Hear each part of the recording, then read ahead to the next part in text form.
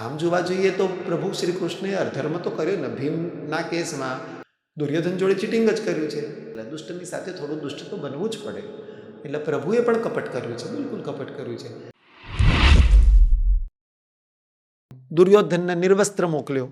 જ્યારે આમણે કીધું, ગાંધારીએ કીધું કે આવતીકાલે સવારે હું મારા આંખની પટ્ટીઓ ખોદીશ અને મારું અત્યાર સુધીનું જે બધું તેજ છે એવો તારી અંદર સમાહિત થશે, એટલે લોહ શરીર બની જશે, લોહિત લોહવાળું બની જશે. ભગવાનને ખબર પડી ગઈ આ જો બન્યું તો ભીમની એક તો દુષ્ટ બચી જશે અને આ યુદ્ધનો ક્યારે અંતય નહીં આવે. ધર્મ હંમેશા ફેલાયેલો જ રહેશે. એટલે પછી ભગવાન જ પોતે જાણે દુર્યોધનના બહુ સારા મિત્રો એવી રીતે ગયા, રે ભૈયા આ શું તમે આવા નિર્વસ્ત્ર જાઓ? માં તો કે એ તો માં છે, પણ હવે તમે મોટા થયા, આપણું શરીર વધ્યું, એમાંની સામે કોઈ વગર કપડાએ જાય? અને શાસ્ત્રોની અંદર એવું છે કે આવું આવું હોય તો એને વસ્ત્ર કીધું છે, પાંદડાને કપડાં નથી કીધા.